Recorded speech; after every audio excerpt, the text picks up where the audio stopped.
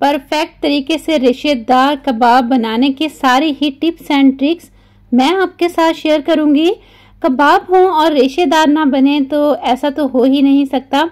आप भी जब इनको बनाएंगे तो इंशाल्लाह ताला आप मेरी टिप्स एंड ट्रिक के साथ मुझसे भी ज़्यादा अच्छे रेशेदार कबाब बना सकते हैं। इतने अच्छे रेशेदार कबाब बनाने के लिए जो भी तरीके हैं वो सारे ही मैं आपके साथ शेयर करूंगी, तो आप वीडियो को फुल वॉच कीजिएगा। बिस्मिल्लाहिर्रहमानिर्रहीम।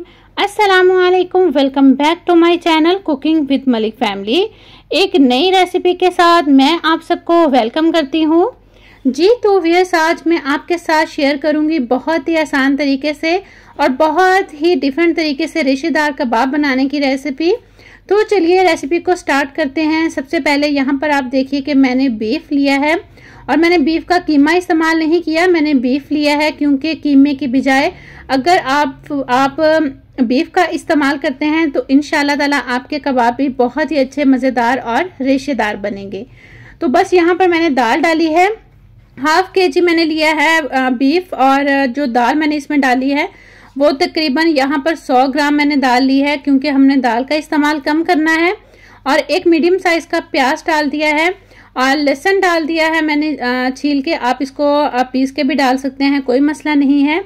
और एक अदद मैंने साथ अदरक का पीस भी डाला था और 2 अदद सब्ज मिर्चें डाल दी हैं और साथ मैंने डाल दिया है नमक। नमक मैंने हाफ टी स्पून डाला है और हाफ टी स्पून ही इसमें शामिल कर देंगे हम हल्दी पाउडर और हाफ टी स्पून ही इसमें हम शामिल करेंगे पिसी हुई लाल मिर्च का पाउडर। साबुत ज़ीरा मैंने थोड़ा सा डाला है क्योंकि बीफ की एक स्मेल होती है, उस स्मेल को भी हमने ख़त्म करना है। तो इसमें शामिल की है मैंने कुटी हुई लाल मिर्च, ये भी मैंने हाफ टी स्पून डाली है। और खुश्क धनिया मैंने थोड़ा सा क्रश करके डाल दिया है, तकरीबन 1 टीस्पून के बराबर डाला है क्योंकि अभी हमने मज़ीद मसाले भी इसमें शामिल करने हैं, इसलिए इस पॉइंट पर आपने मसालों को बहुत ज़्यादा तेज़ नहीं कर लेना। तो बस अच्छी तरह से कुकर लगा के आपने गला लेना है। तो कुछ मैंने इसमें साबुत गरम मसाले भी डाले थे जिसमें छोटी इलायची, दालचीनी वगैरह थे जो कि गोश्त की स्मेल को ख़त्म करने में हेल्प करते हैं। तो गोश्त बहुत अच्छे से गल गया था, इसको आपने बहुत ज़्यादा पानी नहीं डालना, इतना पानी डाल के आपने बस गलाना है कि ये दाल और गोश्त उसमें डूब जाए। और अच्छी तरह से गलाने के बाद आप देख सकते हैं कि दाल भी बहुत अच्छे से गली हुई है और गोश्त भी।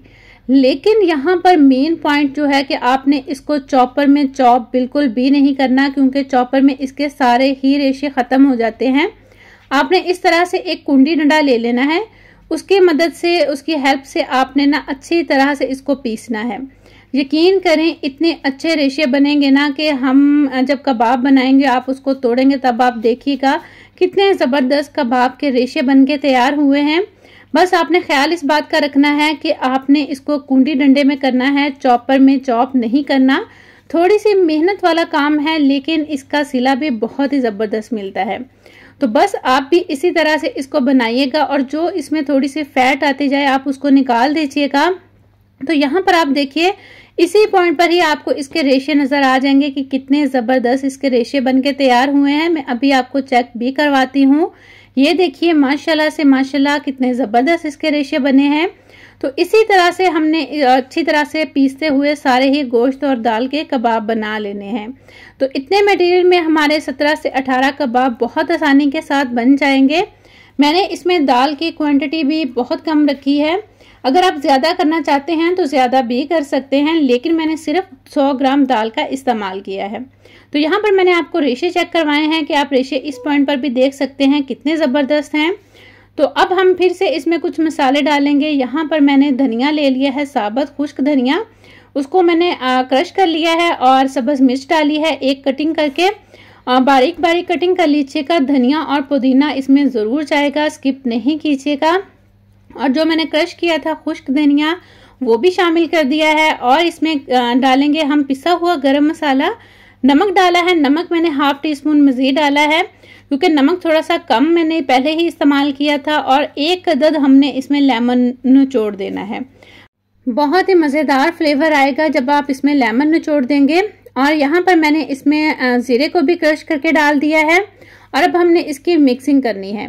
और अब इस पॉइंट पर इसमें आपने एक अंडा ज़रूर शामिल करना है, क्योंकि इसमें गोश्त की जो क्वांटिटी ज़्यादा है तो ये थोड़ा सा सख्त मटेरियल होगा। अंडा डालने से ये होगा कि ये बैलेंस में आ जाएगा।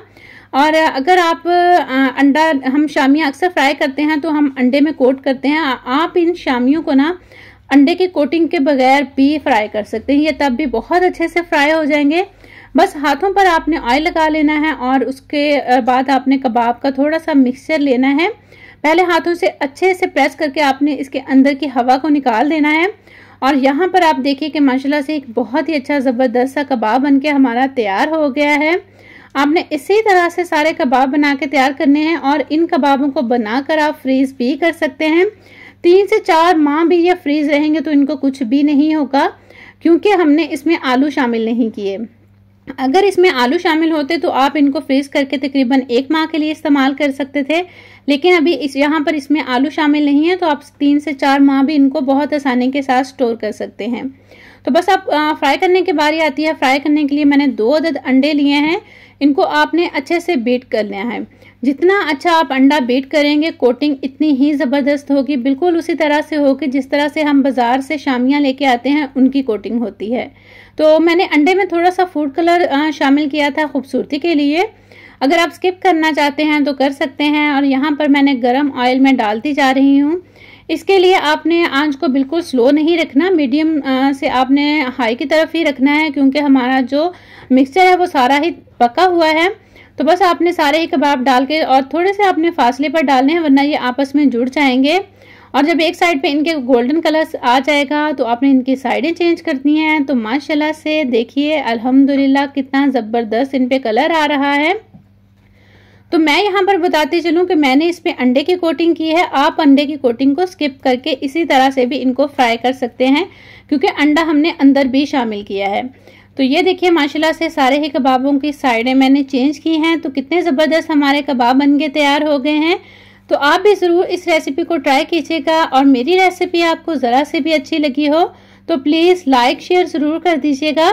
और अगर फर्स्ट टाइम चैनल पर आए हैं तो प्लीज़ चैनल को विजिट ज़रूर कीजिएगा। इंशाल्लाह ताला आपको बहुत अच्छी मज़ेदार आसान सी रेसिपीज़ मिलेंगी।